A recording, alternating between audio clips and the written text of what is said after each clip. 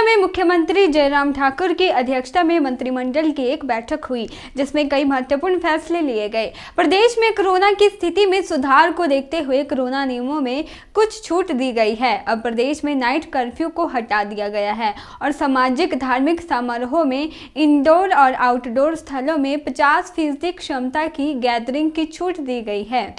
व्यापार मंडल के साथ पूरे जो प्रतिनिधि जो इनके प्रदेश के ज़िले के हैं सब लोगों के साथ आज मिलना हुआ और बहुत सारे इश्यूज थे और उन इश्यूज पर सिलसिलेवार डिस्कशन हुआ जो एजेंडा था हमारे पास, और बहुत चीज़ों को लेकर के उसकी डिटेल जो है वो हमारे प्रेस नोट में आ जाएंगी आपके पास। कुछ जगह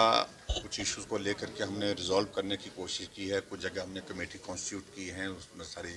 चीज़ों को बेहतर आने वाले समय में कैसे किया जा सकता है। और मेरा ये मानना है कि व्यापारियों का बहुत बड़ा कंट्रीब्यूशन है समाज के हर वर्ग के साथ सामंजस्य के साथ मिल करके जो है वो जिस प्रकार से कारोबार अपना भी करते हैं और उसके लिए प्रदेश के लिए भी उनका एक बहुत बड़ा उस दृष्टि से सुविधा की दृष्टि से योगदान रहता है। और उनके छोटे छोटे इश्यूज कुछ हैं और कुछ थोड़े से बड़े इश्यूज भी हैं, उनको सुनना बहुत आवश्यक था। और इससे पहले भी हमारी कोई इस प्रकार की बैठक तो नहीं हो पाई थी, जिसको स्ट्रक्चर्ड मीटिंग नहीं हो पाई थी, लेकिन फिर भी उसके बावजूद व्यापार मंडल के साथ प्रदेश के पदाधिकारियों के साथ मेरा पहले भी मिलना हुआ था, मंडी में मिलना हुआ था, शिमला में भी मिलना हुआ था। लेकिन आज एक स्ट्रक्चर्ड मीटिंग जो है हमने यहाँ पर शिमला में की और जिसके अंतर्गत सारे इनके जो मसले हैं उन मसलों को सुना और उसके पश्चात हम उसमें मदद करने की दिशा में जो कर सकते हैं उस दिशा में आगे बढ़ेंगे। उनको वापस आ जाना चाहिए, काम करना चाहिए और हमने उनकी परेशानी को समझते हुए जो रास्ता निकालने की कोशिश की है, क्योंकि आदेश जो है वो माननीय उच्च न्यायालय के थे, इसलिए स्वाभाविक रूप से वो टेक्निकल इश्यूज थे उसमें, जिसके कारण जो है वो कठिनाई आई और समाधान की दृष्टि से आज हमने निर्णय कैबिनेट में लिया। उनकी केसेस हमारे एक्टिव कम हो गए हैं काफ़ी हिमाचल प्रदेश में। और उसके अतिरिक्त दूसरा